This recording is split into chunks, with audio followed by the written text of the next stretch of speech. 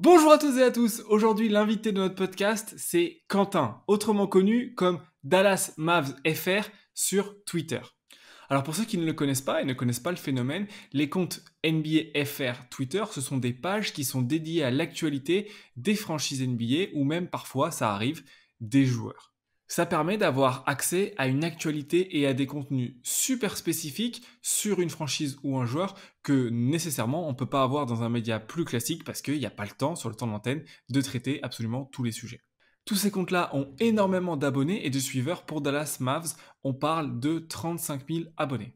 C'est une communauté de passionnés, de gens avec qui on peut partager notre amour pour une certaine franchise et donc les moments difficiles, mais aussi les beaux moments et notamment quand on se réveille la nuit, forcément ça fait du bien de le partager. Avec Quentin, on a parlé de sa passion pour la NBA, de comment il gérait le sommeil quand il habitait encore en France, comment il était rentré dans ce monde-là, dans cette communauté Twitter, comment ça se passait, les dérives également qu'on a pu connaître, comment lui y gérait sa conduite, la cohabitation avec les différents médias, et puis également les moments forts qu'il a connus en tant que fan des Mavs, et puis il termine par une petite preview de la saison. J'espère que cette interview et cette découverte, probablement pour certains, de ce phénomène va vous plaire. Si c'est le cas, n'hésitez pas à liker la vidéo, à vous abonner, à la partager, et on se retrouve très bientôt pour un épisode avec un directeur sportif. Vous verrez ça tout bientôt. Bon, déjà, merci de m'accorder du temps, de ton planning. J'avais envie de mettre à l'honneur, euh, dans le podcast de manière générale, j'essaie de mettre à l'honneur un peu tout ce qui gravite autour du monde du basket. Et de plus en plus, c'est compliqué de parler du monde du basket, en tout cas d'un point de vue NBA, sans parler de comptes qui en fait donnent de la vie à des milliers de personnes qui suivent l'actualité de leur équipe comme ça. Donc j'avais envie de parler de ton parcours, de comment ça s'est passé, comment tu as commencé, la passion basket, d'où elle vient, etc. Mais toujours la première question que je pose dans le podcast, c'est la passion basket. Comment ça commence? Je trouve ça super intéressant de savoir si c'est familial, si c'est juste t'as vu un match et t'as direct match et comment ça s'est passé. Passion basket, on va dire qu'il y a passion basket et passion NBA. Passion basket, j'en ai fait en étant petit, j'aimais bien, mais je vais pas mentir, j'étais pas non plus passionné. Et en fait, la passion NBA qui est venue bien plus tard, Ok. euh, où en fait j'ai commencé à regarder des matchs un peu par-ci par-là, dès l'époque où j'étais au lycée, et puis ça m'arrivait de mettre, même si c'était illégal, de mettre des 2 ou 5 euros au bureau de tabac sur des des petits matchs, des petits paris en sport. Et je me souviens que des fois, du coup, je me disais, ah bah tiens, je vais regarder ce match, je vais regarder ce match, etc. Euh, et en fait, c'est comme ça que j'ai commencé en fait à suivre la NBA. Et je suppose que c'est une de tes questions d'après, pourquoi Dallas? Et c'est aussi comme ça que du coup, c'est spécifiquement les Dallas Mavericks que j'ai commencé à suivre. Mais clairement, voilà, c'est venu en fait petit à petit où j'ai regardé un peu des matchs et puis ça m'a bien plu. Et bah, de manière générale, la NBA, ils sont forts pour réussir à convaincre l'audience de s'intéresser un petit peu, et puis moyennement, et puis ensuite beaucoup, et puis tu décroches plus, quoi. Ça s'est fait progressivement et du coup tout seul ou tu regardais avec des potes et il y avait une sorte de Alors, dynamique. alors en fait, tout seul. Et en fait, ce qui est marrant, c'est que bah, dans ma bande de potes, on a un petit peu chacun de notre côté, on s'y est mis à devenir fan plus ou moins seul. Et puis après, du coup, rapidement, il y a une sorte d'alchimie qui s'est créée. Et puis c'est vrai que j'ai eu de la chance là-dessus, où bah, la NBA n'est pas non plus un sport aussi populaire que le football. Et dans ma bande de potes, on est tous plus ou moins des fans de basket. Donc en fait, après, rapidement, on s'est mis à regarder des matchs ensemble dès le supérieur. Après, enfin, quand on était dans le supérieur, c'était devenu un peu les traditions où on allait les uns chez les autres pour regarder des matchs. Les All-Star Games, on se les faisait ensemble. Les finales NBA, enfin, on a des super souvenirs où on se faisait les matchs des finales NBA. Et puis, en attendant le match de 2h30, par exemple, eh ben, on allait jouer sur un terrain de basket où on mettait une voiture avec les pleins phares pour éclairer, et on jouait de minuit à 2h, quoi, en attendant le match. Et puis après, on rentrait tous à la maison, on allait regarder les finales. Donc, ouais, j'ai eu de la chance d'avoir une bande de potes qui aimait aussi le basket. Après, il y en a peut-être aucun qui est devenu aussi fou que moi là-dedans, mais ouais, c'est cool. Cool que j'ai mes potes là-dedans. Parce que du coup, je peux te demander d'où tu viens? Bien sûr, sud-est de la France, donc entre Grenoble et Lyon. Ok. pour être exact. Bourgoin-Jallieu, ça dit C'est plus peut-être une terre à de rugby quelques que de personnes. basket, mais Voilà, c'est ça, c'est ça, c'est ça. Mais bon, je suis né quand même à côté de. euh, Enfin, bon, globalement, dans cette région, avec l'Asvel qui est pas loin, c'est quand même un endroit qui est pas mal basket. Mais bon, c'est sûr que c'est le sport numéro 3 derrière le foot et le rugby, quoi. ah, surtout à Bourgoin-Jallieu. Après, de manière générale, cette région-là, c'est une région de basket historiquement et où il y a toujours Mm. eu des gens qui ont fait du basket et il y a toujours eu des infrastructures, etc. Mais dans ta ville en particulier, c'est quand même plus le rugby, pour le coup, non? Ouais. Même devant le foot, non? Ouais. Ah, quand même, le foot, c'est quand même C'est quand même vraiment le très très numéro. populaire. Alors c'est sûr que non, mais le fait d'être à Bourgoin, et puis du coup, dans mon enfance, il y avait l'époque où le CSBJ était bon. Euh, Clairement, le rugby était très présent. Après, l'Olympique Lyonnais, ben, c'est quand même énorme. Enfin, moi, mon enfance, c'était l'époque du Grand Lyon, donc Ouais. début des années 2000.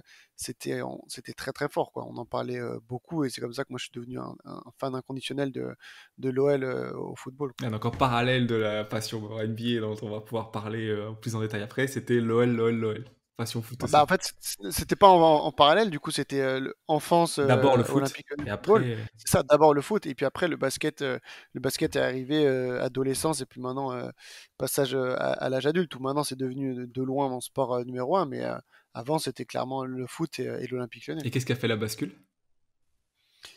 Ah, ça s'est fait graduellement. Franchement, et je saurais pas trop te dire. Mais clairement, après, quand tu commences à t'investir dans l'équipe et le fait de se lever toutes les nuits pour regarder les matchs, etc., tu commences à développer un supporterisme aigu et qui fait que tu sais qu'après, voilà, ça devient ça ton club de cœur à 100%. Maintenant, c'est Dallas, mais il n'y a pas eu d'événement particulier, quoi. Ça s'est Ouais, vraiment fait ça s'est fait progressivement. de manière progressive. Et du coup, enfin même, alors maintenant c'est plus trop le cas, mais tu t'as jamais trop joué en club du coup après, c'était vraiment la passion, vous jouiez sur les playgrounds entre potes, mais c'est tout.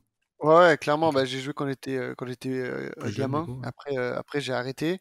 Euh, bon, dans tous les cas, je me suis fait, même si je suis pas un grand sportif, hein, je me suis fait les croisés à genre 14 ans, et genre tu peux pas te faire opérer tant que ta croissance n'est pas terminée par rapport au risque de genoux, enfin de jambes qui peut être plus grand que l'autre. Donc bref, dans tous les cas, c'était mort. Après j'en ai refait un peu dans le supérieur, et puis ouais, surtout avec les potes où en fait on avait un niveau à peu près homogène, et du coup en fait on passait des super après-midi ensemble à jouer. C'était vraiment trop cool, quoi. Donc, et après tu l'avais deviné, je vais arriver à la question, du coup la NBA, ok, t'as commencé à mettre des petits billets. Pourquoi Dallas? Est-ce que c'était, il y a un truc particulier? Est-ce que c'est Mark Cuban? Est-ce que c'est Dirk Nowitzki? Est-ce que c'est le titre de 2011? Est-ce que c'est tout cumulé? Et ben donc vraiment dans la catégorie pire timing de tous les temps, je pense que je peux être nominé ou nommé parce que du coup moi j'ai commencé à suivre les Mavericks en 2012. Ok. Et donc clairement, je ne savais pas pour le titre quand j'ai commencé à les suivre vraiment. Donc comme je te disais, en fait, je mettais un peu des billets par-ci par-là. Et un jour, j'ai mis un sur le match Toronto-Dallas, hein, je m'en souviens très bien.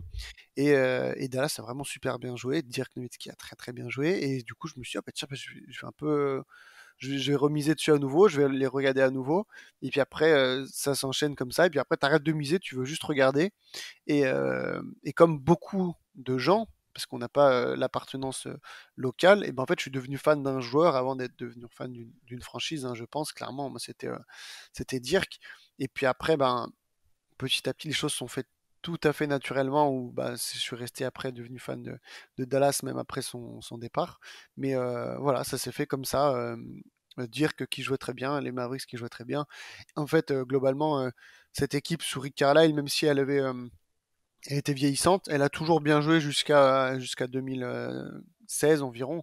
C'était toujours du basket propre, etc. C'était jamais une top équipe, mais c'était une équipe assez disciplinée avec assez de vétérans autour de Dirk Nowitzki pour chaque année aller embêter des gros, quoi, aller en playoff. Mais bon, ça passait pas le premier tour, mais ça jouait bien. Et voilà comment je suis devenu fan des Mavs. Ok. Et c'est après que du coup bah, à force de passer du temps, putain, c'est ce que tu disais au final, c'est de passer des nuits, du temps à t'investir pour un club et tout. Au bout d'un moment, bah, tu commences à trouver que le logo il est encore plus beau que tu trouvais au début. Tu commences à trouver que les valeurs elles te conviennent. Après ça, que c'est un cercle vicieux ou vertueux, ça dépend comment tu veux le voir.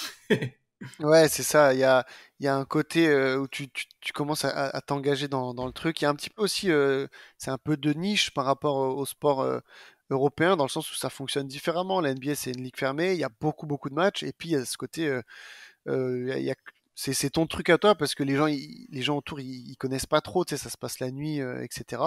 Et, euh, et donc après, ouais, tu t'emballes là-dedans et puis tu t'investis dans ta franchise, tu deviens fan. Ouais, des fois, c'est compliqué à expliquer ça de l'extérieur où beaucoup de gens disent bah, pourquoi Dallas spécifiquement, etc. Et puis, je pense que c'est un sentiment que les fans ils comprennent, mais c'est difficile à expliquer pourquoi est-ce qu'il y a ce truc qui s'accroche à toi et puis après qui grandit et qui fait que tu deviens fan. Après, tu sais, t'as des explications différentes. Moi, en Espagne, par exemple, tu croises beaucoup de gens qui te disent, moi, c'est mon père, il m'a donné le maillot de je sais pas quelle équipe quand j'étais petit, et du coup, c'est comme ça, j'étais Oui, fan, oui. tu vois. Donc c'est pour ça que c'est marrant de poser, tu vois, parfois, ça se joue à rien. Tu regardes un match en Mm. particulier plus qu'un autre, et puis ça impacte bien ta vie, en l'occurrence. Ben, clairement, moi j'ai pas mal de collègues collègues donc de compte de franchise, ils sont devenus fans parce que quand ils étaient gamins, ils avaient NBA Live et puis genre ils Ah, jouaient tout le putain. temps avec cette équipe ou cette équipe. Je crois que c'est le facteur qui a fait le plus que des gens sont devenus fans d'un telle ou telle équipe quoi. Mon pote qui gère le compte des Grizzlies, tu vois, ben, je pense qu'il a la question encore plus que moi, pourquoi les Grizzlies quoi. Et voilà, et c'est parce que le jeu vidéo a fait que voilà. Tu ramènes des souvenirs. Tu sais que nous, on faisait. Dans mon entreprise, j'avais la chance d'avoir plusieurs mecs qui étaient très fans de basket, que je salue d'ailleurs. Et un de nos jeux préférés le vendredi en fin d'après-midi, quand ça commençait à être chaud, c'était de citer un nom d'équipe, citer une année, alors toujours les NBA Live, donc toujours entre, je sais pas, 2004 et 2008, tu vois, et d'essayer de se refaire tous les joueurs qui étaient dans cette équipe-là. C'était un kiff parce que c'est notre enfance et au final, tu as une part de Mm. nostalgie, tu vois. Ah, bien sûr. Et puis c'est ça qui est super, c'est quand tu peux avoir des collègues, des amis à qui partager la passion, quoi. Parce que c'est pas toujours le cas, et puis on y reviendra, mais c'est aussi pour ça que les comptes, ils sont importants. C'est pour pouvoir, à des gens qui n'ont pas dans leur entourage, famille ou amis, des fans de NBA, bah, de pouvoir partager la passion et de la vivre à plusieurs. Et je pense que c'est vachement compréhensible, si tu veux, parce que je suis sûr que tout le monde a déjà eu au moins une fois cette expérience de vivre un match, de vivre de l'émotion, de vivre une passion, et d'avoir personne avec qui la partager. Tu vois, de soit, je sais pas, ta famille ne suivent pas trop, ou je sais pas, au final, t'es à un endroit particulier, tes potes qui suivent d'habitude le match, ils sont pas là, et d'être content et de pas pouvoir le partager. Il n'y a rien de plus frustrant que ça. Et au final, c'est une façon aussi de faire partie d'une communauté, de pouvoir partager un truc qui t'est important. Je trouve que c'est Mm. honorable et Bien magnifique. sûr. Je pense même que c'est la la principale raison pour laquelle bah, les gens Bien sûr. ils s'abonnent à nos comptes et pour lesquels nos comptes peuvent être appréciés. Alors du coup, si on rembobine le fil, du coup Dallas en 2012, parce que j'ai vu que tu as créé le compte le 30 décembre 2012, alors déjà c'est une date, enfin, tu as posté ton premier tweet le 30 décembre 2012. Il y a Alors, une raison particulière euh, derrière cette date-là? alors je t'arrête, je ne suis pas le créateur du Ah, compte. t'es pas le créateur. En fait, non, en fait, bah, comme beaucoup de gens, hein, moi je cherchais, comme tu le disais, j'étais seul à vivre mon truc et je cherchais des gens avec qui le vivre. Ouais. Et je sais plus exactement comment, mais en 2014, j'ai dû tomber sur ce petit compte là qui existait. Et après, moi j'ai commencé à le suivre un peu bah, comme des gens aujourd'hui suivent le compte, quoi. Et, j'interagissais pas mal avec ce compte. Et puis un jour, j'ai envoyé un message à la personne qui gérait le truc en disant que voilà, moi j'étais un très grand fan, etc., que je serais extrêmement heureux si je pouvais travailler sur le compte, etc. Et en fait, il s'est trouvé que la personne qui gérait le compte, elle avait d'autres projets Vous l'arrêtez. à côté. À côté, et donc du coup on a fait un petit peu une sorte de période d'essai, hein, comme dans le boulot, où on a cohabité pendant quelques mois, et puis après il m'a dit bon bah ok, je te laisse le compte. Et puis aujourd'hui, peut-être que enfin, tu connais sûrement, c'est le créateur de The Daily Dunk, Ah, ok. euh, qui du coup aujourd'hui, bah, c'est un très bon pote. Ce soir, on devrait, je vais passer dans son émission, il va commenter le match en live Nets Mavs. Donc voilà, je pense que lui est content de voir que le compte a été légué à une personne qui est fan et qui en a fait un bon boulot derrière. Et moi, je le remercierai jamais de m'avoir fait confiance là-dessus. Mais c'est lui qui a créé le compte en 2012, qui l'a gardé donc de 2012 à 2016. Donc c'était un petit truc. Moi, quand je suis arrivé, il y avait 2000 personnes Ouais, c'est ce que sur j'allais dire. le compte. Et il me semble, lui, c'est un fan invétéré absolu de Vince Carter. Et donc, je pense aussi qu'il l'a créé pour l'époque où Vince Carter est venu à Dallas. Et puis après, au moment où il était parti, même s'il aime beaucoup dire qu'il avait perdu un petit peu, il n'avait pas autant d'appétence pour les Mavs. Et il avait aussi surtout son projet de Daily Dunk qui se consacre à toutes les franchises. Et puis, il continue de bosser comme un fou encore aujourd'hui dessus. Donc voilà, moi, j'ai récupéré le compte en 2016. Ok. Mais ce n'est pas moi qui l'ai créé en Non, 2012. mais Donc ok. oui, c'est un des comptes les plus vieux. Il ne doit pas avoir beaucoup de comptes plus vieux Mais c'est ce que j'allais te dire. J'ai regardé que et il celui-là. n'y en a pas de plus vieux. Si, ah, peut-être un des Celtics, peut-être. Mais ouais, il doit vraiment pas en avoir beaucoup, quoi. Et c'est ça qui est sympa, c'est que des fois, je regarde et quand les débuts de trash talk en fait sur Twitter, ça coïncide aussi au début du compte. J'ai vu des anciens tweets. C'est super sympa à voir après comment on évolue et tout. Et puis là, le compte va avoir 10 ans cette année, donc c'est assez fou, quoi. Ouais, d'ailleurs, je vous recommande sur Twitter, il y a un outil de recherche avancé si vous voulez vous faire plaisir, retrouver des périodes en particulier. C'est quand même marrant, il y a de quoi s'amuser. Je peux te dire que je l'utilise beaucoup cet outil de recherche Tu avancé. tu m'étonnes. Tu m'étonnes. Ok, donc du coup, ça veut dire que déjà en 2014, quand tu as commencé à t'intéresser à ce compte-là, déjà tu regardais tous les matchs le soir, tu te levais tout le temps, comment c'était? Alors, je vais pas raconter ma vie, mais très rapidement, 2014-2015, à la sortie du lycée, je suis allé en prépa scientifique, et clairement, ceux qui J'ai fait. ont fait une prépa, t'as fait, bon, tu sais que c'est impossible de se lever la nuit, donc ce que je faisais, c'est que les matchs qui se passaient sur la côte ouest, donc qui à l'époque commençaient à 4h30 du matin, maintenant c'est 4h, mais avant c'était 4h30, 7h, et ben je mettais le réveil en fait à 5h45, 5h50, et je me faisais deuxième mi-temps. Et après, j'enchaînais sur ma journée de cours, je commençais à travailler, à réviser, etc. Donc, je faisais pas du tout tous les matchs, mais j'en faisais quand même pas mal. Et puis, petite parenthèse, du coup, j'ai pas fait la deuxième année de prépa, j'en ai fait qu'une, hein. Et puis après, du coup, je suis allé en IUT, et là, par contre, j'avais des connaissances de prépa avec des lycéens, donc je me baladais, et ça m'a permis de faire tous les matchs à partir de l'IUT. Donc, à partir de l'année 2000, 2015. Septembre 2015. Là, j'ai pu faire tous les matchs. Donc, j'ai jamais réussi à faire une année à faire les 82 matchs. Genre, je crois qu'il y a un an, j'ai oublié un réveil contre les Wizards. Enfin, je m'en veux toujours. Mais voilà, depuis 2015, je fais quasiment tous les matchs en direct euh, la nuit. Voilà. Ok. Et à chaque fois, et quand c'est des matchs à 1 heure, tu fais quoi? Tu dors pas? Enfin, tu dors pas, tu regardes le match et ensuite tu vas dormir? Comment tu t'arranges? Bon, déjà maintenant, il faut parler au passé, Oui, alors, comment tu mais t'arrangeais? Parce que maintenant tu comment je vis à m'arrangeais? Dallas, ouais. Ben, en fait, clairement, ça dépendait de l'horaire. L'horaire de Dallas, c'est donc 2h30 les matchs à domicile. Donc, c'est clairement les plus compliqués parce que ça te coupe En plein bien ta milieu. nuit en deux, de 2h30 à 5h. Donc, j'ai essayé de me coucher un peu tôt, genre 22h30, 23h. Et puis, comme ça, j'avais 3h30 de sommeil par là, 2h30 de sommeil par là. Et puis, j'arrivais à peu près à tenir la journée d'après. Les matchs à 4h30, c'est ce que je préférais parce que tu te couches à 22h, ça te fait une nuit complète. Elle est courte, mais elle est complète. Ouais. Euh, et les matchs à 1h, bon, ben, t'as une petite partie au début, et puis après, par contre, tu arrives à dormir 5 heures derrière. Bon, dans tous les cas, les journées du lendemain, elles sont compliquées, et heureusement, j'ai jamais fait de boulot physique, sinon j'aurais juste pas pu le faire. Il faut se rendre à l'évidence. Euh, et voilà, après, c'est sûr que c'est la passion qui te réveille, hein, parce que la sensation qu'on te réveille seul à 2h30, que tu étais en plein dans un sommeil profond et il faut te réveiller, bon, je l'ai connu pendant des années et c'est dur de se lever. Tu m'étonnes. Parce que de ce que tu racontais, cette notion de te lever sans forcément... Enfin, il n'y avait pas forcément de but derrière le compte Twitter au départ, pendant 2 ans du coup, où tu t'es levé pour tous les matchs. À partir de 2014, c'est ça tu disais? Tu t'es levé pour tous les matchs? Non, à partir de 2015. À 2015. partir de 2015, ouais, ouais, je regardais quasiment tous les matchs. Bah, du coup, les matchs où vraiment, si vraiment j'étais KO, je le regardais pas, tu vois. J'en passais quelques-uns.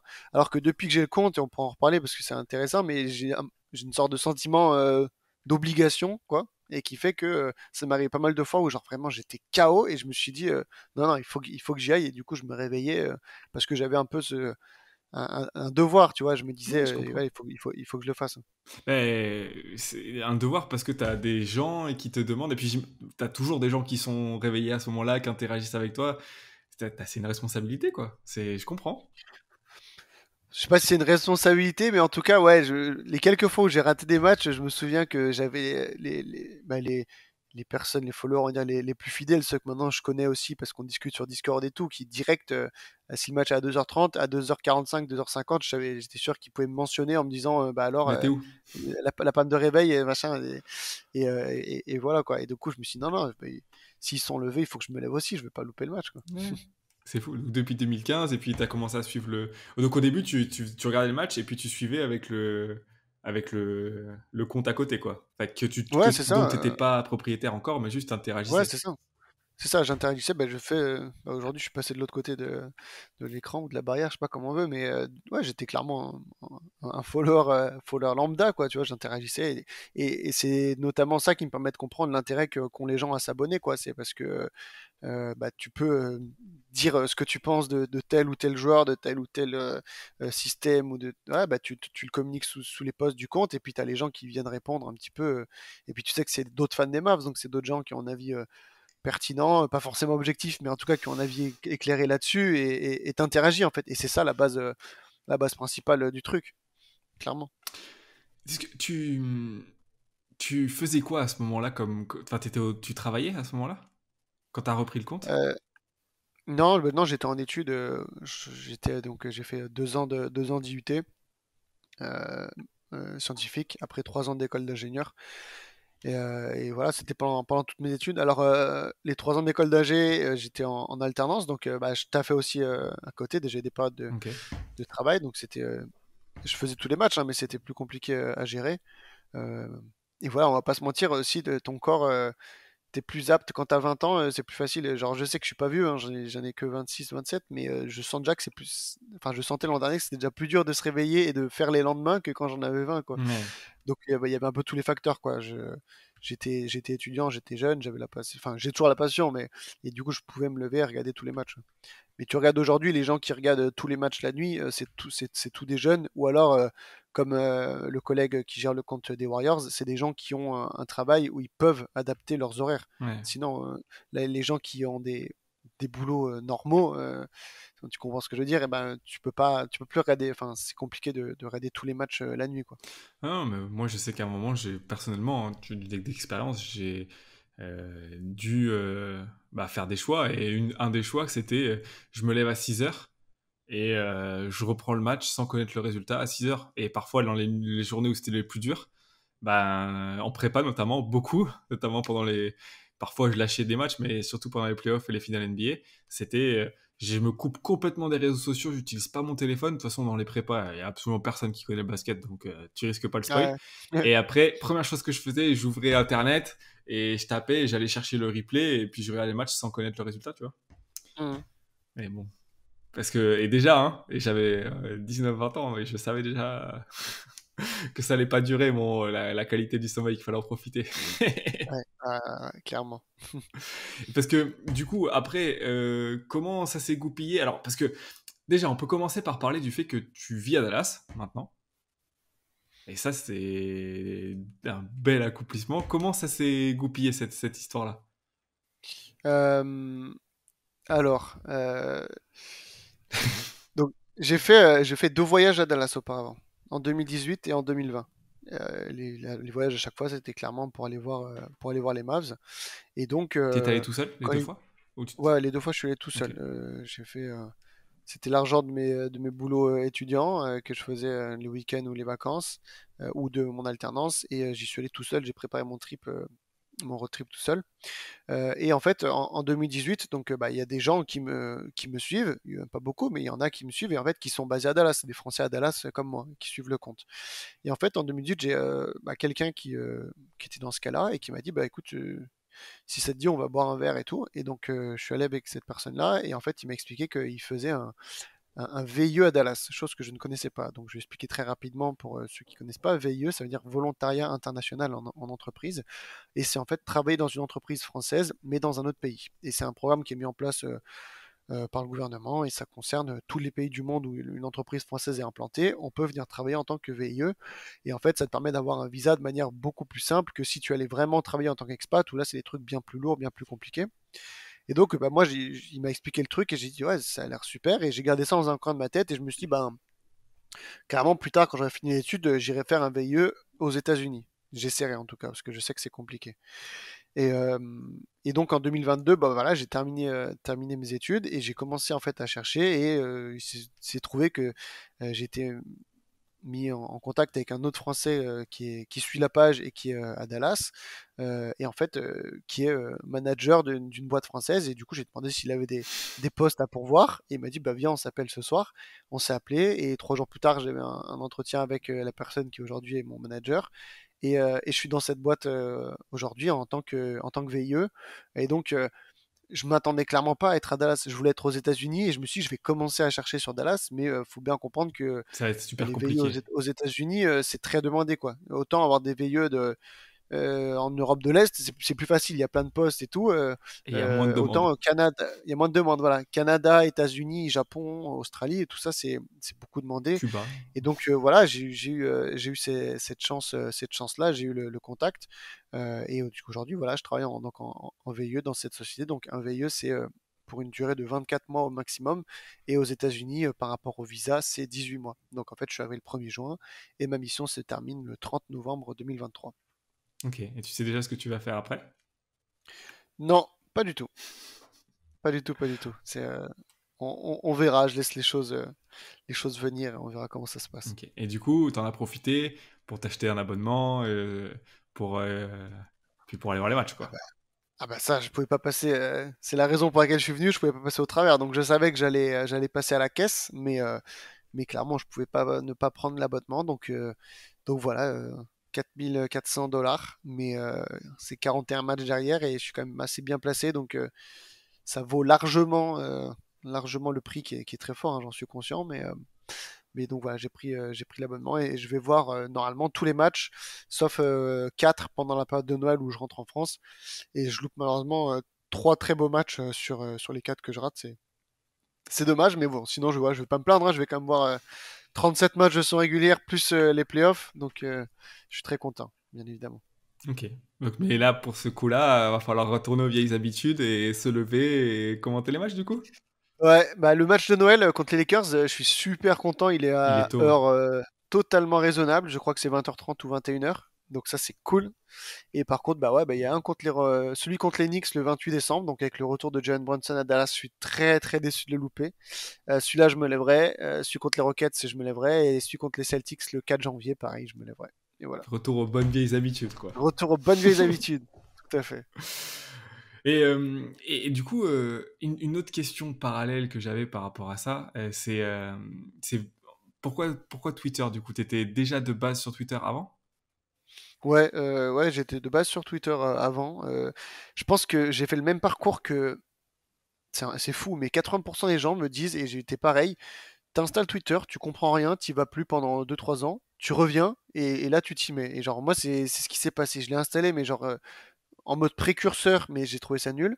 Et après, j'y suis retourné quelques années après, et après, et très vite, c'est devenu genre mon réseau social, quoi. J'adore ce réseau social. Je suis vraiment pas fan de tous les autres. J'ai arrêté d'utiliser Snapchat depuis qu'ils ont sorti les stories. Pour moi, ça n'a plus d'intérêt. Instagram, j'aime pas cette facette qu'on doit se donner et tout. TikTok, j'ai pas installé. Et Facebook, bon, voilà, c'est devenu ce que c'est devenu. Et alors que Twitter, bon, bah, voilà, j'adore ce truc. Et en fait, après, comme j'ai suivi le compte sur Twitter, je suis resté dessus, j'ai récupéré le compte sur Twitter. Et ça me prend. On me demande souvent, mais pourquoi tu lances pas un compte sur TikTok, sur Instagram? Je sais qu'il y a beaucoup, beaucoup de gens dessus. Mais en fait, c'est juste que ça me prend tellement de temps le compte euh, que je veux pas faire sur notre plateforme parce que sinon, bah, j'ai un boulot à côté, et j'ai une vie perso à côté et ça prend déjà beaucoup de temps Twitter. Et au final, j'aime bien comment ça se passe dessus et voilà pourquoi Twitter, euh, par rapport aux autres médias, c'est clairement celui qui permet d'avoir les meilleures interactions entre la personne qui poste le contenu et les gens qui vont interagir, alors que pour moi, les autres, c'est beaucoup moins propice à avoir vraiment des débats, des discussions. Alors bon, c'est Twitter, des fois les débats, ça part en couille, mais voilà, c'est le revers de la médaille. Mais ça permet des superbes échanges, des super moments, et puis surtout de passer du bon temps, de rigoler et tout. Et voilà pourquoi Twitter, pour moi, Ouais, c'est le non, best. moi je suis d'accord, je suis un fervent utilisateur de Twitter depuis 2012, je crois aussi. Ok, ouais. 2012. Et ouais, parce que, mais je suis d'accord avec toi. Pour expliquer un petit peu aux gens qui pourraient nous écouter et qui sont peut-être pas de la même génération ou qui n'ont pas forcément utilisé Twitter, c'est assez simple le principe. Hein. T'as un fil d'actualité, un peu comme ce que tu peux avoir sur Facebook. Par contre, là où il y a une grosse différence, c'est que sur ces trucs-là, tu peux faire ce qu'on appelle des threads. Donc, on déroule un peu la bobine et on peut faire une suite de messages du coup pour raconter une histoire un peu plus développée que ce que tu peux faire dans le nombre de caractères sur un seul compte. Et surtout, tu peux ouvrir un nombre infini de discussions. Là où il y a d'autres endroits où tu réponds et c'est tout, tu peux rouvrir s'il y a 5 réponses de personnes, tu peux rouvrir 5 conversations différentes à partir de la première conversation que tu as créée, ce qui est un peu la base du truc. Bien sûr. Bien sûr, et aussi, enfin, de base, c'était limité à 140 caractères, aujourd'hui c'est 280, mais pour dire qu'en fait, la base de Twitter, c'est l'écrit, c'est ce que tu vas poster, le texte que tu vas poster, alors que sur les autres réseaux sociaux, aujourd'hui, c'est la photo, c'est l'image. Et donc, du coup, c'est plus le paraître, alors que du coup, ben, sur Twitter, c'est pas le cas. Et donc, en fait, ça porte plus sur l'interaction parce que, en fait, bah, c'est du texte que tu postes et du coup, il y a des réactions et ça amène logiquement à un débat, quoi. Alors que quand c'est une photo, bah, tu réagis à la photo et puis après, ça crée pas forcément de débat, de discussion derrière. Et d'ailleurs, quand nous, on a créé notre compte, moi, je me suis posé la question par rapport à Twitter, et c'est vrai qu'au début, mais une réaction un peu conne, mais bon, aussi parce que j'y avais pas réfléchi d'un point de vue marketing, c'est que j'ai fait comme sur les autres, tu vois. Et puis après, je me suis dit, mais en fait, c'est complètement con, parce que moi, je vais sur Twitter pour regarder des vraies analyses poussées et tout, et je vais pas forcément ailleurs. Donc du coup, Mhm. pourquoi je fais pas... Enfin, même moi, je ne suivrai pas mon propre compte. Donc c'est quand même complètement con Ouais, ouais. comme façon de faire. Donc du coup, c'est là où j'ai commencé un peu à séquencer, à recouper mes vidéos que je faisais ailleurs, à réutiliser le contenu pour que les gens qui ont envie de rester dans l'environnement et la communauté Twitter puissent profiter parce que Bien c'est sûr. vraiment un écosystème à part. Ah ouais, ouais, clairement. Et tu le vois sur pas mal de gros comptes qui ont une ligne éditoriale qui est assez différente sur Twitter par rapport aux autres réseaux sociaux. Là, je pense à Trash Talk quand je compare leur Instagram, leur Facebook par rapport au Twitter. Tu vois que la différence, c'est abyssal, quoi. Alors Ouais. que Instagram et Facebook, c'est à peu près la même chose. Mais bon, Bastien le dirait lui-même, quoi. C'est la base, c'est Twitter. Après, tu as les autres comptes qui gravitent autour, mais la base. De nos comptes, ça reste le compte Twitter et c'est le truc principal pour interagir avec les gens, quoi. De toute façon, c'est le mot-clé, je pense, de Twitter, ce serait interaction, quoi. C'est le réseau social qui permet le plus d'avoir des interactions avec les gens. Et comme j'ai dit, les interactions sont pas toujours bonnes, hein, mais c'est Twitter, c'est comme ça. Sur le... euh, je veux dire, toi, personnellement, qu'est-ce que tu en retires de ça, toi, de gérer ce compte-là? Qu'est-ce que tu vois, a posteriori, maintenant, si tu regardes, parce que par exemple, je te prends un exemple con, mais d'un point de vue marketing, il y a quand même une réflexion sur quel type de produit il faut faire, comment tu fais toujours pour interagir, dès qu'il y a des concours de même, il y a des façons, il y a des choses que tu as mises en place. Euh, Ça s'est fait naturellement, tu as étudié pour voir ce que les autres faisaient, comment ça s'est passé? Euh, alors bon, là, du coup, on rentre effectivement dans une discussion intéressante et un thème à part entière sur le fait que bah, le mot global, les gens appellent ça des comptes de franchise FR, des comptes NBA FR, voilà.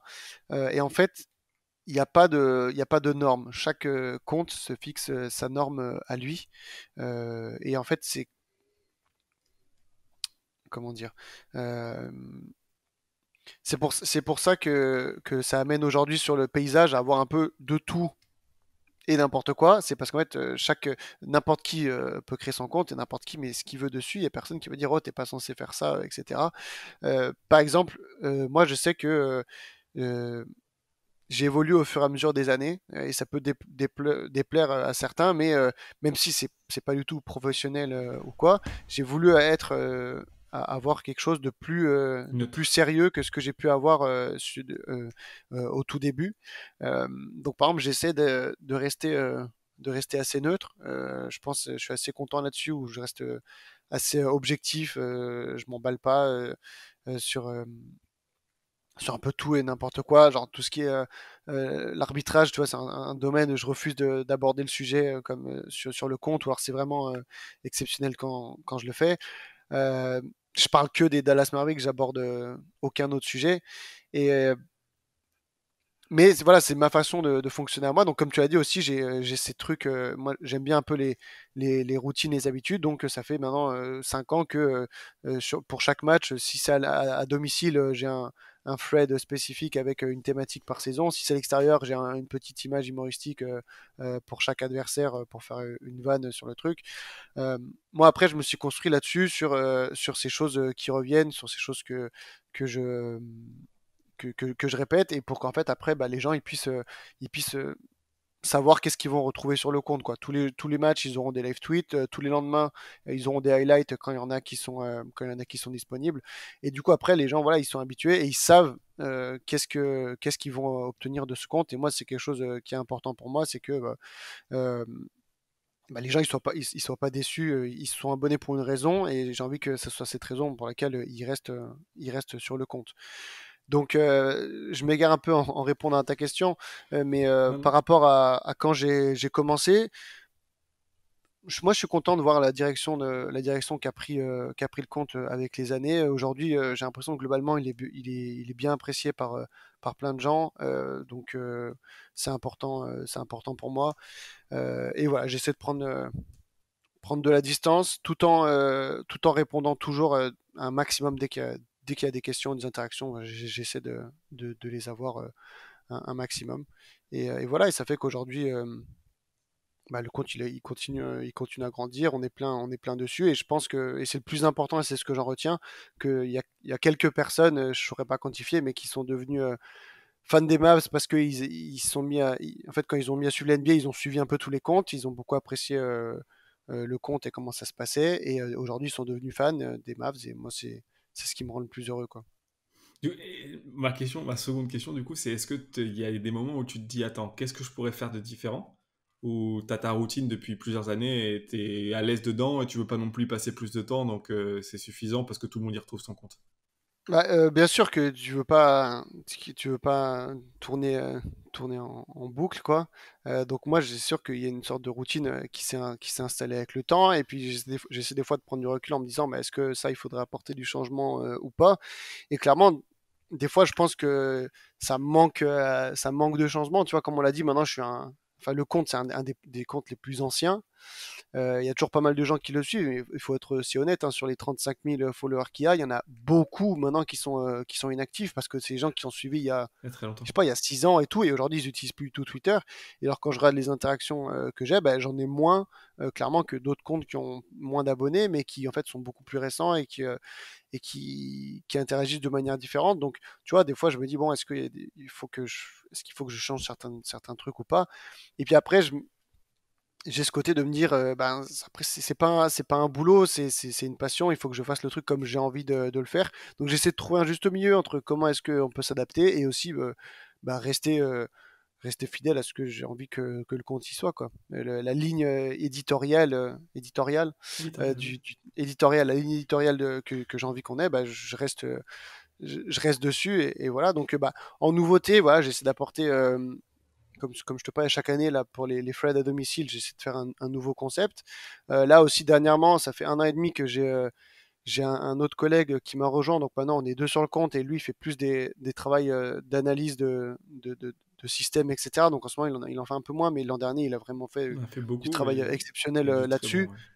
ouais. Ouais, c'était vraiment, donc c'était très ciblé comme contenu. C'est plus pour les gens qui s'y connaissent et qui ont envie d'analyser point par point avec du vocabulaire précis. Mais je veux dire, moi, j'étais super fier et content qu'on ait ça sur le compte, quoi. Vraiment, on le sait, hein, que les images qui vont te faire des RT, des likes, ça va être soit un mème, soit une action de fou de Luka Doncic ou quoi. Mais genre, moi, je suis bien plus fier quand je vois que sur le compte, bah, on peut aussi proposer aux gens du contenu hyper pointu.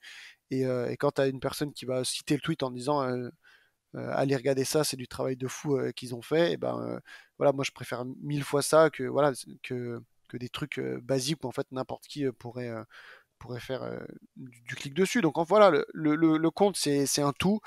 Et moi j'ai envie que voilà, les gens ils s'y retrouvent, et je pense qu'aujourd'hui ils peuvent s'y retrouver dans le sens où bah, si tu veux du live tweet, il y a du live tweet tout le temps, donc tu peux interagir avec nous.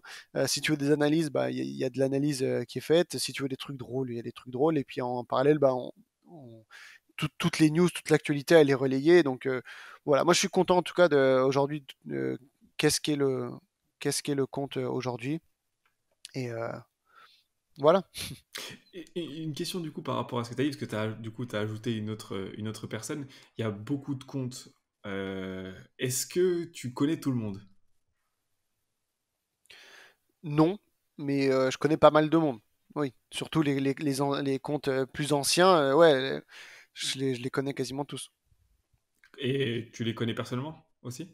Ou pas forcément? Personnellement, je les ai rencontrés zéro ou une fois au maximum. Ouais. Allez, deux fois pour un des admins de Raptors FR. Mais par contre, en fait, c'est le genre de personne, vu que tu leur parles souvent depuis des années, en fait, t'as une sorte de proximité qui se crée, même si c'est des gens dans Ouais, le ouais. virtuel, quoi. Donc non, clairement, bah, c'est des potes, c'est des amis, et je sais que bah, ceux qui sont sur Paris, ils se voient très souvent les uns les autres, tu vois. Donc c'est devenu des vraies amitiés, et je sais que si je suis amené à aller à Paris ou quoi, et qu'on va au bar ou manger ensemble, bah, ça se passera comme avec des amis de la vie de tous les jours. Donc ouais, avec ces gens-là, maintenant, aujourd'hui, je suis assez proche, ouais. Je résiste pas forcément à te parler de ce qui a animé Twitter récemment avec Jacques Monclar Mhm, qui a mhm. allumé des combats. Mais je pense qu'en plus alors pour ceux qui n'ont pas suivi, il a fait une.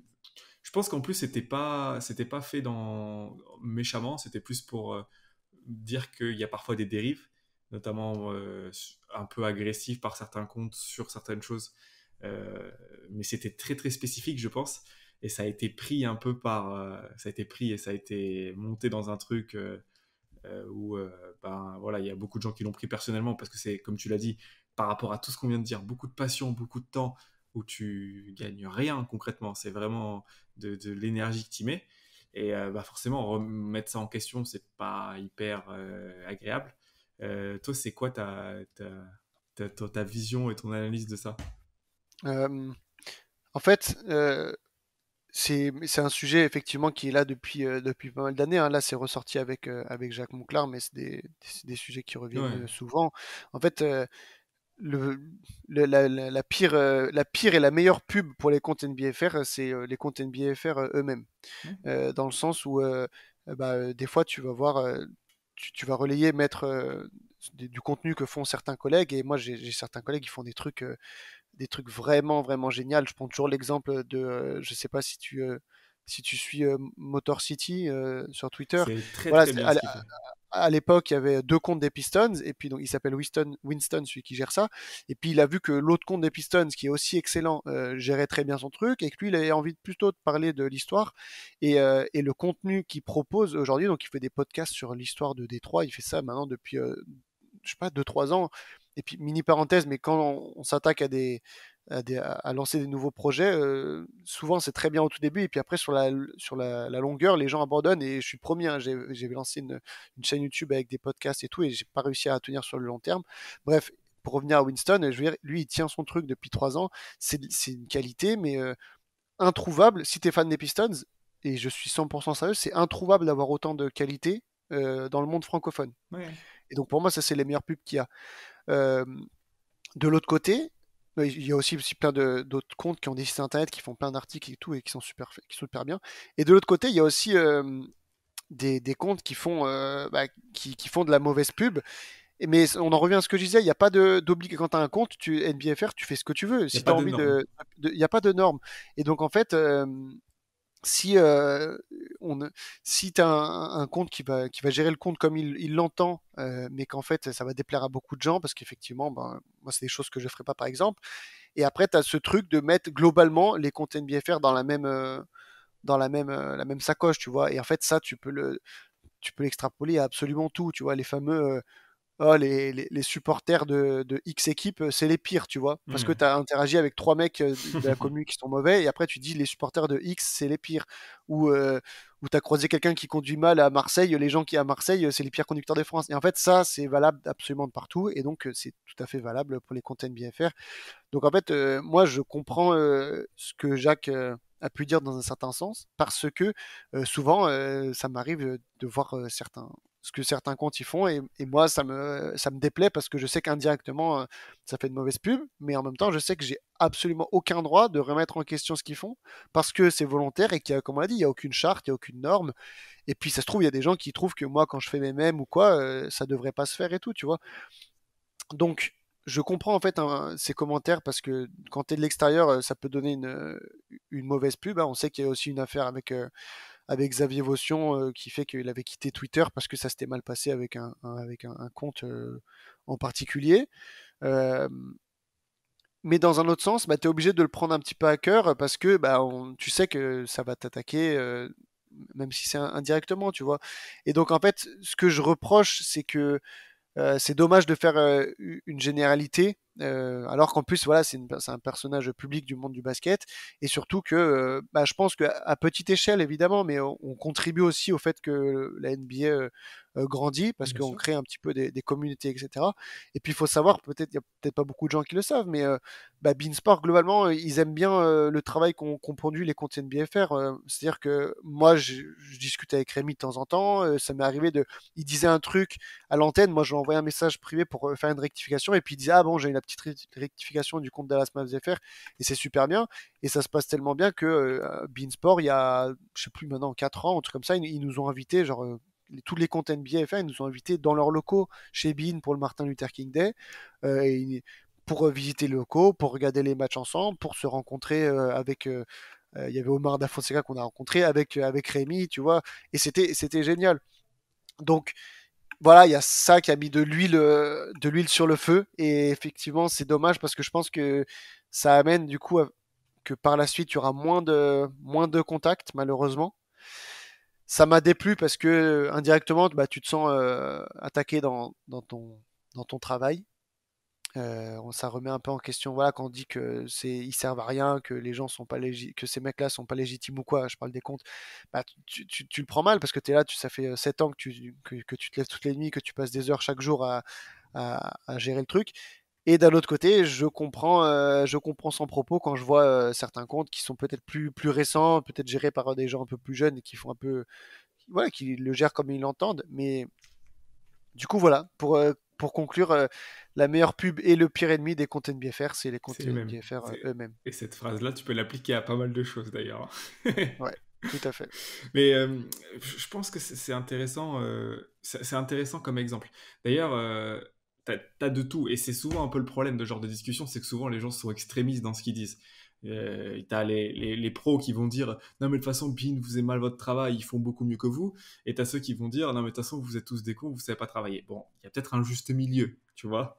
Je pense que on est tous d'accord pour dire que quand t'as des trucs qui incitent à la haine, tout ça, moi par exemple quand je vois ce qui se passe avec Russell Westbrook par exemple, bon, tu peux considérer que c'est un bon joueur, tu peux considérer que c'est un très bon joueur, tu peux considérer que t'aimes comment il joue, tu peux considérer Mhm. que t'aimes pas comment il joue, mais il y a le joueur et il y a la personne, tu vois. Et pour moi, ce truc-là, ça a commencé avec Javal McGee.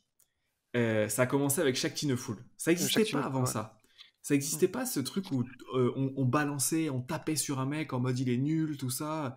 Et ça a commencé avec Shaq Tin. Et moi, je suis le premier coupable parce que je regardais et j'avoue, je rigolais de lui, tu vois.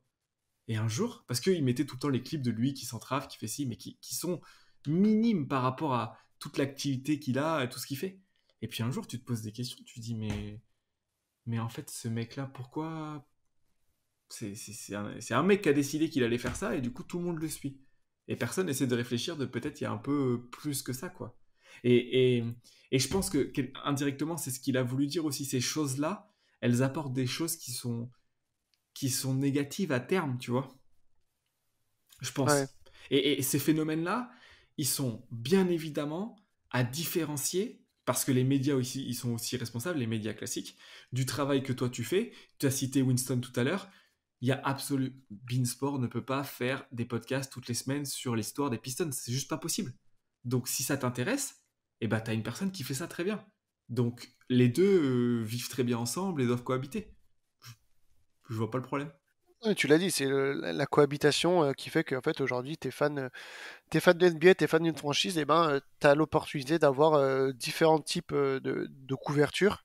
Globalement, moi j'en vois trois, tu vois, c'est un les médias classiques, donc bah, c'est globalement Beansport, hein, on va Ouais. pas se mentir, les médias classiques qui gèrent ça, donc merci mille fois à eux, ils sont grandement responsables de l'essor de la NBA en France. Maintenant aujourd'hui, on a deux matchs par jour, enfin par nuit, qui sont diffusés. Bon, moi, je suis pas assez vieux, mais tu parles aux gens qui étaient adolescents dans les années 90 et qui avaient un match par semaine, je Semaine, crois. ouais. Et ben voilà, tu vois, tu te dis, ça c'est magnifique. Donc il y a NBA, Beansport avec NBA Extra et tout qui font un très bon travail. Il y a certainement des fois des défauts, mais globalement c'est extrêmement positif. Par exemple, en défaut, tu vois, moi qui du coup, je connais les Dallas Mavericks par cœur. Clairement, il n'y a pas beaucoup de gens qui les connaissent mieux que moi, c'est sûr. Et enfin, ça peut paraître de se vanter, mais pour le coup, je les suis vraiment depuis 7 ans énormément et je fais toute leur actualité, etc. Bah, quand je regarde des résumés ou quand j'entends les chroniqueurs parler des Dallas Mavericks, des fois, ça me chiffonne parce que je sais que ce qu'ils disent, c'est pas tout à fait vrai, voire pas vrai du tout. Mais ils couvrent 30 équipes, c'est normal qu'ils puissent pas gérer le truc à fond. Donc j'avoue que par exemple, les matchs des Mavericks, tu vois, je préfère me les faire en anglais parce que tu sais, chaque équipe a son commentateur Ouais, dédié. ouais. Et donc, Mark Followill, qui est un des meilleurs commentateurs de toute la Il est NBA, trop fort. J'aime euh, trop. il- tu le connais, bon, voilà, pour le coup, je suis vraiment objectif. Il est vraiment, il fait d'ailleurs plein de sports tellement il est bon. Et ben, ce mec, il connaît encore plus les Mavs que moi. Et du coup, j'aime entendre quelqu'un qui s'y connaît dans le truc. Par contre, quand c'est d'autres équipes, bah, j'aime bien mettre Beansport, tu vois, pour entendre du français, pour entendre certaines analyses, parce que je m'y connais pas aussi bien que les Mavericks. Et du coup, voilà, ils sont très pertinents. Donc, pour quelqu'un qui suit la NBA en général, Beansport, c'est génial pour avoir une première source d'information. Ensuite, tu as les médias internet généralistes, donc First Team, Parlons Basket, Trash Talk, tu vois, tout ça, qui t'apportent une autre dimension. Donc, tu as le côté interaction, tu as des contenus vidéo qui changent de ce que tu as classiquement à la télé, mais ils font toutes les franchises. Et puis après, tu as les trucs plus spécifiques, donc que ce soit les comptes joueurs ou les comptes de franchise. Et là, la qualité, elle va de mauvais à très bon. Et par contre, là, tu as un tout autre type de contenu, donc qui est bien plus spécifique, qui est sûrement moins objectif, même si vraiment, moi, je tiens vraiment à rester le plus objectif possible, et peut-être que j'y arrive pas, mais c'est sûrement moins objectif. Mais par contre, c'est sûr que tu auras des connaissances plus pointu. Et tout ça, comme tu l'as dit, le mot-clé, c'est cohabitation. Et je pense qu'aujourd'hui, quelqu'un qui aime la NBA, il peut regarder son truc sur Beansport, regarder NBA Extra, et puis en même temps aller se mater une vidéo de Trash Talk ou First Team sur YouTube, et puis aller sur Twitter interagir avec des gens, des comptes de franchise. Et tu as un truc optimal. Donc, même s'il y a un peu des dramas, des trucs qui vont pas bien ou quoi, globalement, on a de la chance sur le paysage Oui. basket qu'on a en France. Pour être un grand fan de NFL, par exemple, football américain, et ben merci beaucoup Beansport de faire la red zone et d'avoir des gens qui s'y connaissent, parce que sinon le reste, tu vois, y a rien. Il y a rien. Et Il c'est faut en être d'ailleurs, conscient. et d'ailleurs, j'en profite pour faire un coucou à Benjamin Bernard que je connais, avec qui j'ai eu la chance de travailler et qui fait un super taf avec la NFL. Ah C'est ouais, incroyable ce qu'ils font. Et parce que moi ah aussi ouais, j'adore la NFL. Et ouais, en dehors. Alors l'équipe a racheté. Ils font un hmm, match par semaine maintenant. c'est ça. Bon, je suis pas encore convaincu. Écoute, l'essor prendra plus de temps, mais ça permet de comparer hein, et de voir à quel point bah, la NBA a eu un essor extrêmement important depuis ces 10 dernières années. Et je pense que c'est tous les acteurs dont j'ai parlé avant qui sont responsables. Bien évidemment, Beansport en premier, des gros médias comme Trash Talk aussi, et puis aussi nous à notre petite échelle, mais on est tous globalement voilà, responsables de cet essor. Et moi je suis très content de voir aujourd'hui que bah, ce sport qu'on adore, qui était un sport de niche il y a 10 ans, aujourd'hui je pense pas que la NBA c'est un sport de niche en France. Non, non. La NFL, c'est un sport de riche. De niche. La NHL, c'est un sport de niche. La NBA, c'est plus un sport de niche aujourd'hui et c'est super. Ouais, et c'est grâce à des choses comme ça. Et ça va dans Mm. les deux sens. Je trouve que tu as dit un truc très intéressant, je voulais le dire, donc j'en profite pour rebondir, mais les, euh, j'ai vu beaucoup de commentaires disant non mais il regarde pas les matchs, les commentaires, c'est ce que tu dis au final, quand tu connais très bien que tu as regardé le match et que tu vois un mec qui fait des commentaires qui n'étaient pas forcément adaptés, sur un résumé de 2 minutes, tu dis attends, il se prend pour qui lui? Et ouais, mais il y a 15 matchs. C'est ce que tu as dit. Et au final, c'est impossible de suivre l'actualité de tout le monde. D'accord. C'est juste impossible. Au bout d'un moment, ta tête, elle explose. Et même parfois, tu oublies. Tu l'as vu, mais parfois, tu oublies ce genre de choses. Il faut accepter que, ben, voilà, quoi, ils sont humains comme tout le monde, de la même façon que vous êtes humains et vous faites des erreurs et que il faut qu'on vive tous dans la paix et la bonne humeur et qu'on s'aide parce que tout le monde bénéficie de tout le monde. Toi, tu bénéficies aussi du fait que les gens ils peuvent regarder les matchs sur Beansport et donc interagir avec toi depuis Beansport, de la même façon que Bien eux, sûr, ils bénéficient parce qu'ils ont plus de mecs qui sont abonnés aussi grâce à vous. bien sûr. C'est un peu la base, quoi. Ouais, non, mais voilà, il y a clairement aujourd'hui une base qui est quand même assez bonne, assez saine, mais c'est valable dans la vie pour absolument tout, hein, tu sais, le fameux 99 commentaires positifs, un commentaire négatif, tu retiens le négatif, bah c'est pareil pour tout et c'est pareil aussi pour ça. Je veux dire, aujourd'hui, on a quand même quelque chose qui est très bien, on a de la chance d'avoir un essor de l'NBA comme ça, et voilà, qui dit essor dit aussi qu'il forcément il y a deux, trois trucs qui se passent pas tout comme prévu, mais D'ailleurs, parce que de manière générale, comme tu es un compte bienveillant, forcément, il y en a moins, mais est-ce que tu as été dans des situations parfois où ça a été compliqué, ça s'est mal passé, il y a eu des choses négatives qui t'ont affecté? directement moi. Ça a pu m'arriver une ou deux fois, peut-être. Et ce qui fait aussi que, notamment aujourd'hui, bah, je sais que ça ne sert absolument à rien de rentrer dans ce genre de choses-là. Et c'est pour ça que ça fait très longtemps que je l'ai plus fait. Enfin, moi, je suis plus jamais rentré dans ce genre d'embrouille depuis des années parce que ouais, ça te mène à rien. Si tu veux qu'on en parle, il y a ça, genre, je sais plus, 3 4 ans. J'avais été fortement en désaccord avec une publication d'un média que je porte pas dans mon cœur, parlons NBA, et du coup, genre, je leur avais fait savoir que pour moi ça allait pas, et du coup, ils avaient répondu, et ensuite, bon, j'avais quand même eu on a eu l'intelligence tous, globalement, d'aller faire continuer ça en DM, et pas se donner sur la place publique, mais même en DM, tu vois, c'était aller très loin, pour au final que ça aboutisse à pas grand chose, et du coup, tu vois, je me suis dit, en fait, ça sert à rien, ce genre de truc. Je sais qu'il y a des gens qui aiment beaucoup quand ça part en couille, tu sais, mais moi, en tant que ce compte, c'est un peu mon bébé, tu vois, j'ai pas envie qu'il y ait de la mauvaise pub dessus. Déjà que, comme on en a parlé, il y a déjà assez de mauvaise pub de manière indirecte avec d'autres comptes, bah, je veux pas qu'il y en ait. Donc maintenant, bah, moi, j'ai arrêté, et globalement, c'est pour ça que aujourd'hui ça se passe bien et qu'il n'y a pas d'embrouille.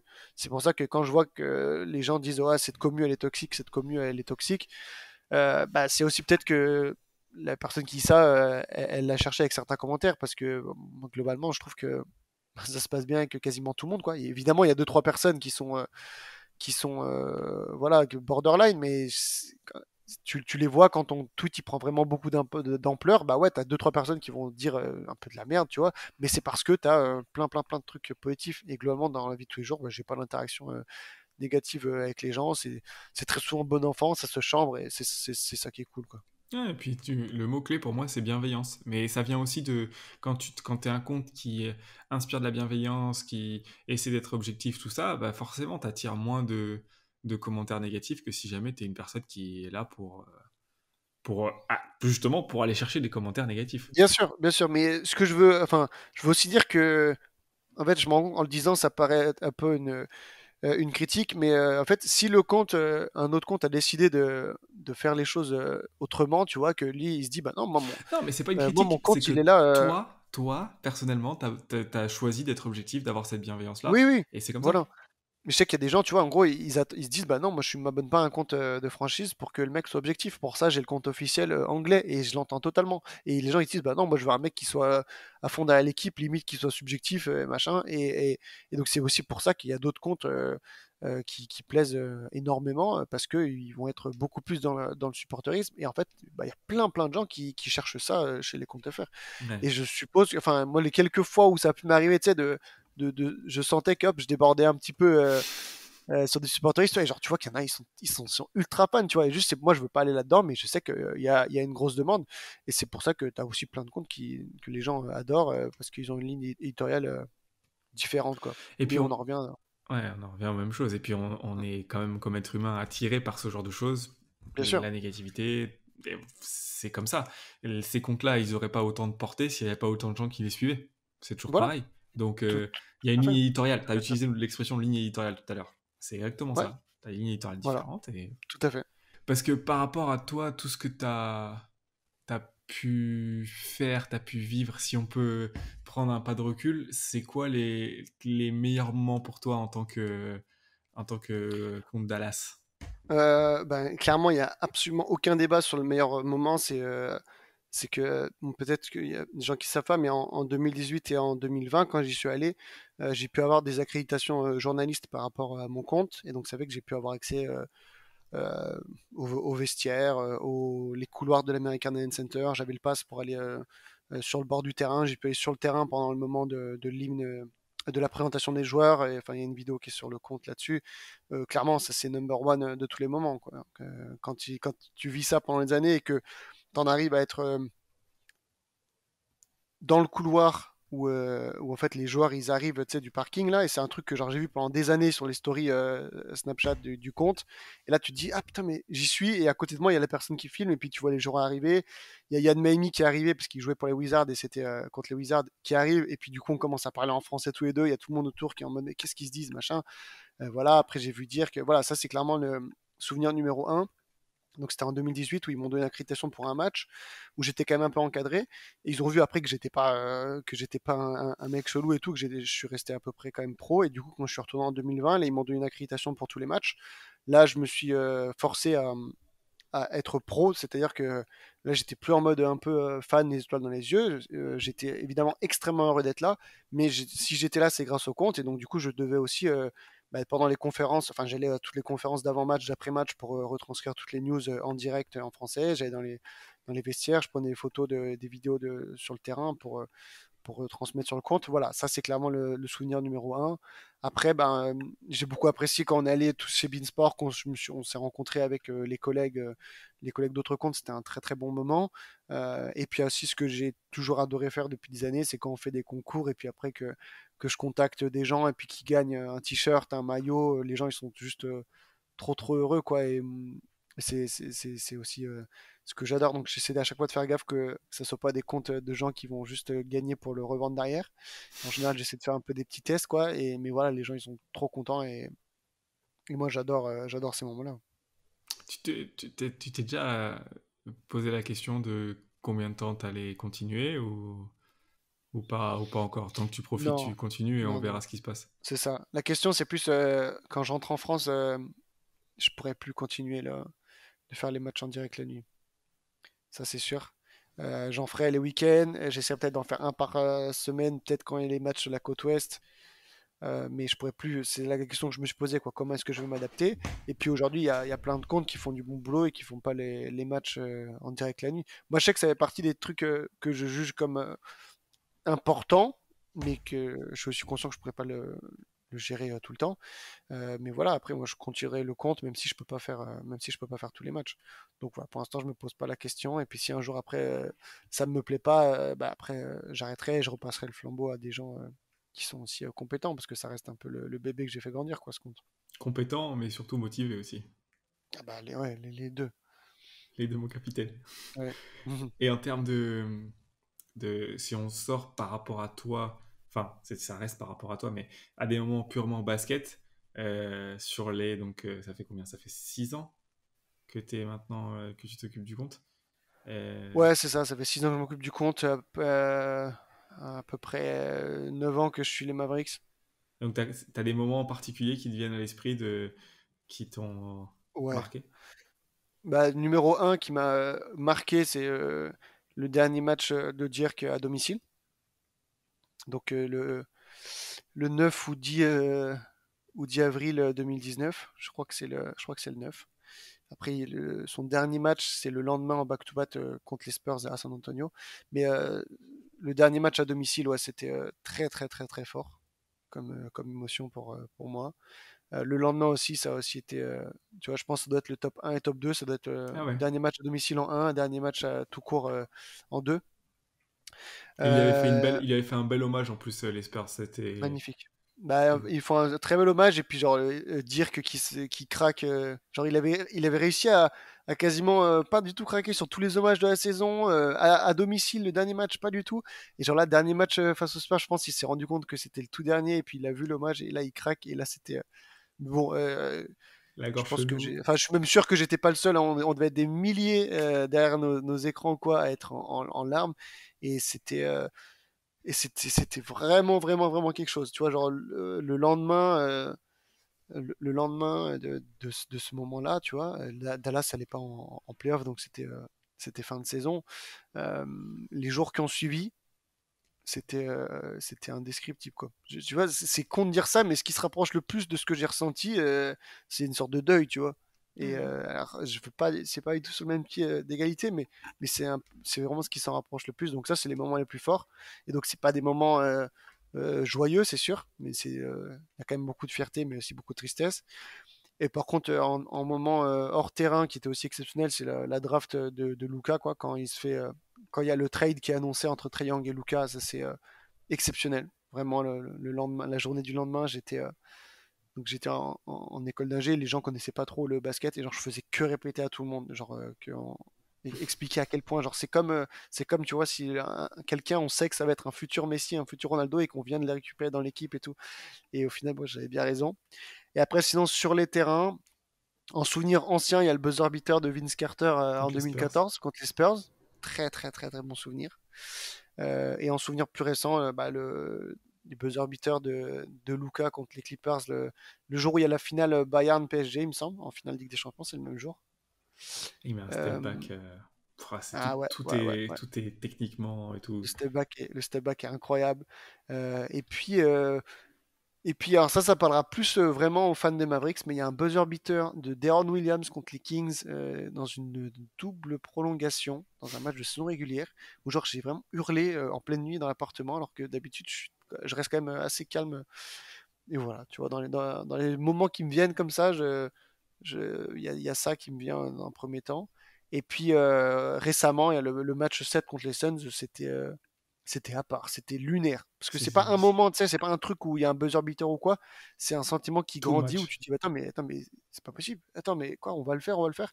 Et genre, en fait, t'as une mi-temps où genre tu sais que tu vas gagner et du coup tu profites comme un porc pendant une mi-temps. Enfin, c'était très très bon souvenir aussi, ça. D'ailleurs, c'est assez marrant. T'as deux victoires magnifiques que tu peux avoir en basket. C'est la victoire au buzzer et la victoire de 40 points. Où vraiment, tu récites ton basket, tu vois. Et c'est fou parce que le buzzer, c'est une intensité d'émotion super forte, mais par un instant très court. Et la victoire de 40, c'est juste un plaisir parce que au début, tu es en mode ah, c'est bien. Et puis après, tu commences à rigoler tellement ça se passe bien. Et puis à la fin, tu es là. Tu te dis, mais putain, mais quel pied! Quel pied que ça C'est reste! exactement ça. Ah bah, samedi, tu sais, c'était le premier match à domicile de la saison contre les Grizzlies, qui étaient en Pareil, back-to-back, qui avaient joué contre les Rockets la veille. On leur a mis laminé. une leçon de A à Z. Luka était 21 points dans le premier quart-temps, je crois. Mais c'était ultra méga kiffant là, le match à American Airlines Center, c'était génial. Donc oui, il y a aucun suspense, mais par contre, tu te régales action après action. Et tu vois, si je peux citer une action pour faire un peu le geek, c'est moi, il y a une action en particulière de Luca. Il y a plein de choses qui sont magnifiques. Tu as des highlights de partout, blablabla. Mais il y a une action, moi, qui résume le talent qu'il a, c'est le buzzer qu'il met contre Portland, là-bas. En saison rookie, Ouais. on va en prolongation et on perd le Et match malheureusement, ouais, mais ouais, ouais. défaite en prolongation. Mais le tir qu'il met, je sais pas si les gens se rendent compte à quel point c'est un Ouais, truc de malade. ouais, Il reste, je sais plus combien de dixièmes, mais c'est peu de il reste rien. temps. Il part dans cette direction-là, il prend, il jette. au contact et tout. Et ce Mm. que j'adore dans toute cette action, c'est notamment pour sa réaction où il rigole, il marque et il rigole. Et le commentateur des Mavs qui est pour moi une Ah ouais. vraie belle action de basket.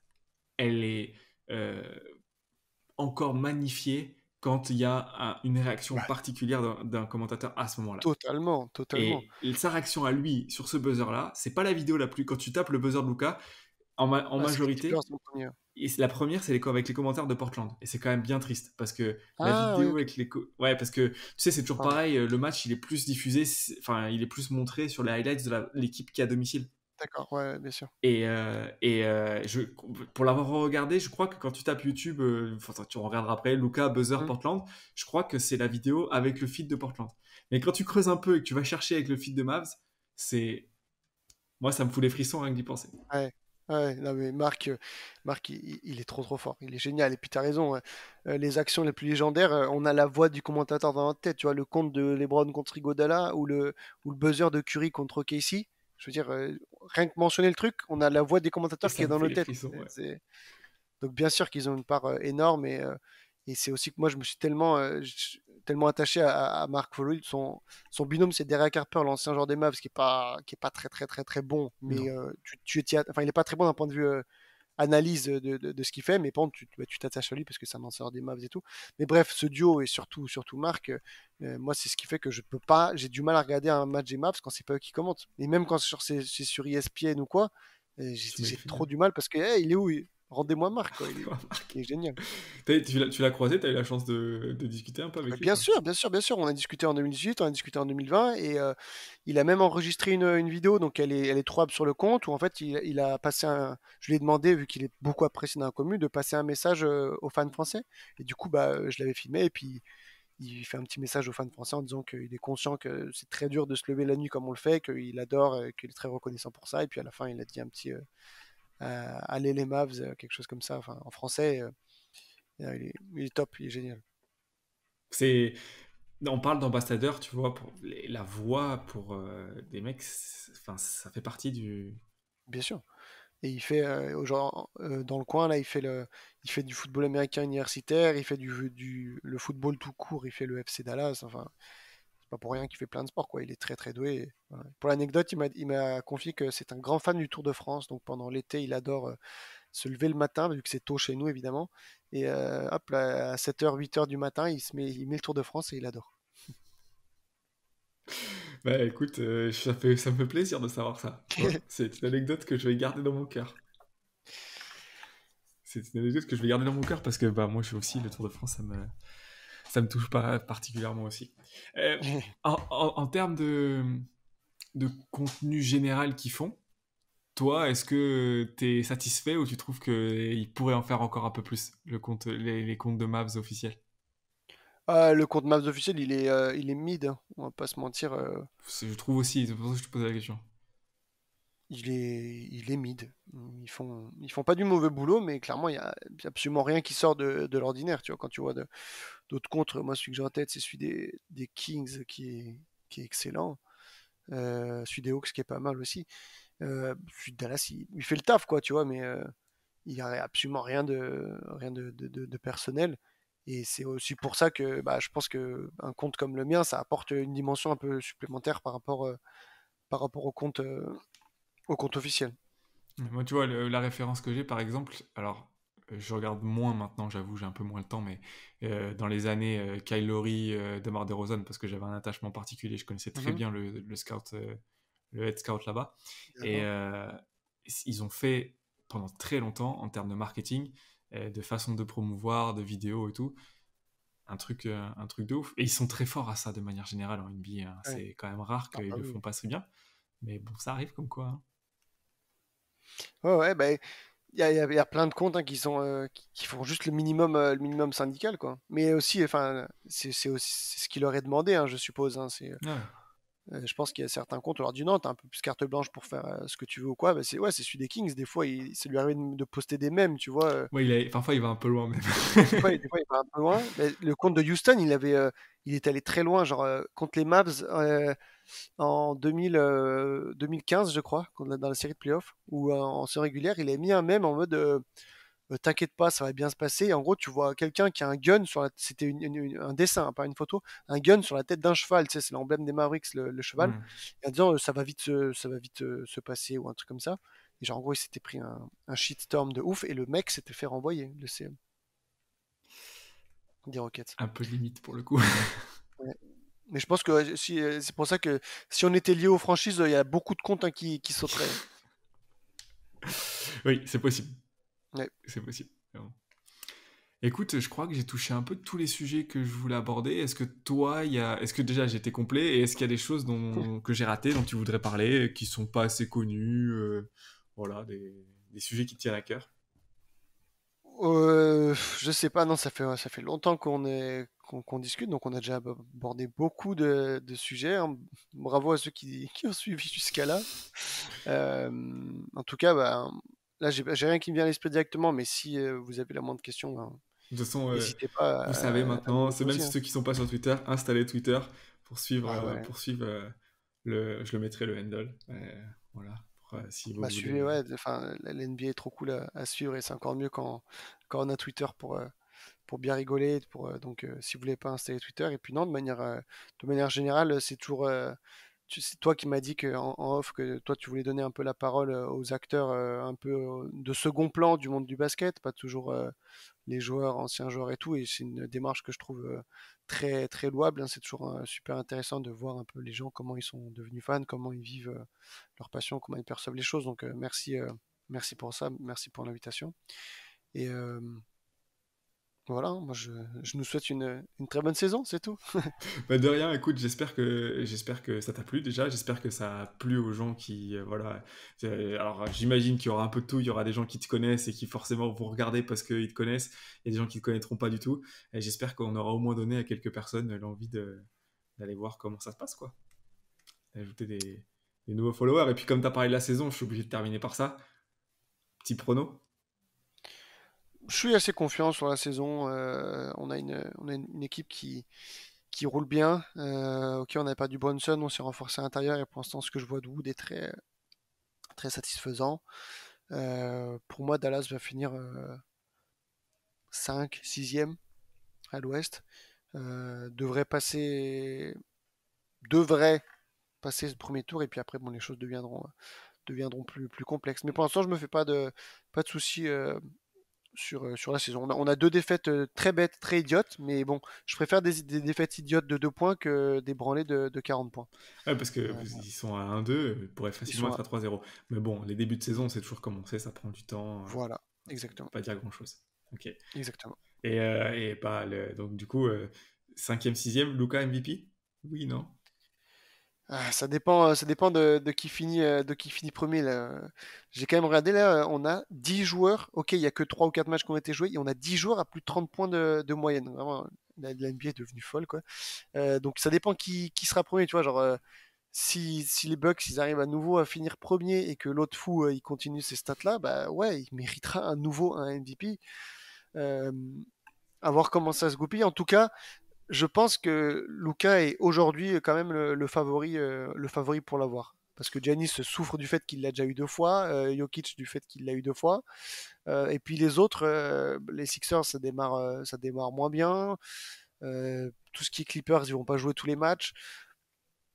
Donc voilà, je Ça pense réduit qu'aujourd'hui il la est liste de favori, candidats. mais c'est ça. Mais ça reste très ouvert dans le sens qu'il n'y a pas un favori de ouf. Mais voilà. En tout cas, ce qui est bien, c'est que c'est passionnant des fois. Enfin, je vais pas nous relancer, mais quand je repense aux années 2017, 2018, 2019, où en fait il y avait aucun suspense dans la ligue, on savait que c'était les Warriors qui allaient gagner à la fin. Je suis hyper heureux d'avoir aujourd'hui une ligue où personne peut prédire qui va être champion à la fin. Il y a 5-6 équipes où tu dis lui peut être champion, lui peut être champion. Et voilà. Et je suis bien content de ça. Et ça fait du bien, et c'est vrai dans plein de ligues, pour ceux qui regardent le basket en général, en Euroleague féminine. Cette année, elle est vraiment excitante, je trouve, dans plein de domaines. Et qui va gagner, mais surtout même qui va faire les playoffs, je trouve que c'est Ouais. vraiment très très compliqué à dire. Et souvent, tu peux quand même dire qu'il y a 4 ou 5 équipes qui le feront pas dans tous les cas. Cette année, c'est un peu plus dur, je trouve. Bah ouais, surtout que les équipes qui sont censées tanker, il y en a plein qui sont assez surprenantes. Je veux dire, les Spurs et le Jazz sont assez surprenants. Donc voilà. Et puis il y a aussi le suspense de qui va finir dernier pour avoir Victor. Ça, En c'est un autre sachant sujet. que la loterie rend les trucs un peu plus. Voilà, t'es pas Oui, sûr non plus. t'as Donc, que quoi? C'est quoi? 14,5% de chance d'avoir le pick 1 quand tu finis dernier. Ça te garantit au final vraiment pas grand-chose d'être dernier, quoi. Parce que moi, au contraire, Utah, je trouve que c'est plutôt intelligent ce qu'ils ont fait. On va retenir le même comme ça là. Qu'est-ce qui se passe à Utah? Ouais, Mais je ouais. trouve que c'est intelligent. Ils arrivaient pas d'une certaine façon. Ils ont Ouais, décidé de reconstruire avec un coach différent, avec des mecs. Je vois partout, ils ont pas de talent. Il faut regarder leur équipe quand même. Il y a des mecs qui ont des talents, il y a des mecs qui sont et puis confirmés. ils ont obtenu une sacrée contrepartie, hein. Ils ont dégagé des joueurs qui valent beaucoup de ce que d'autres équipes ont du mal à faire, hein. Soit elles laissent les joueurs partir pour rien, soit elles attendent qu'ils valent plus grand chose. Là, ils ont fait partir Gobert et Mitchell. Ils ont eu combien? 6 ou 7 tours de draft en échange, de premier tour, c'est énorme. Donc ils ont un effectif qui est bon, même s'ils sont très bons, je pense quand même pas que ça va finir dans les 10 Ils premiers, hein. finiront probablement pas dans les playoffs, Mais non. je pense que en février, ça va bazarder du Conley ou des choses comme ça contre des premiers ou des seconds tours de draft, et ils auront raison. Mais bah, t'es fan de Utah, clairement, limite, tu te dis que t'as un meilleur avenir que si t'es fan, je sais pas, Attention à ce que tu vas dire. ouais, ouais, je vais pas le dire, mais t'as lu dans mes pensées, quoi. Mais bref, non, autant dire que non, ils ont obtenu vraiment des très bonnes contreparties et ça va être excitant pour le moyen terme. Et puis d'ailleurs, bah, vu qu'on est lancé dans la saison, Facundo Campazzo, t'es content? Pas content? Beaucoup de gens me disent qu'ils vont rien, etc. Machin, t'es vraiment content d'avoir eu ce type de joueur. Oui, je suis content parce que c'est un 15e joueur. Je le prends comme un 15e joueur de roster.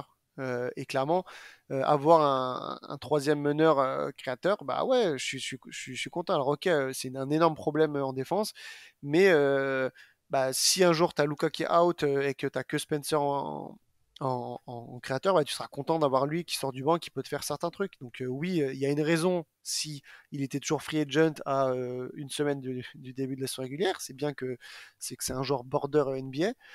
Mais pour le coup, moi, je voulais clairement un mec qui soit capable de créer balle en main parce que c'est devenu une faiblesse avec le départ de Bronson, hein. Aujourd'hui, je suis assez certain quand je dis qu'on est l'équipe la plus dépendante de son franchise player de la ligue. Je pense que si tu enlèves le meilleur joueur de chaque équipe, le plus gros delta de victoire, Il est pour Dallas. il est pour Dallas sans souci.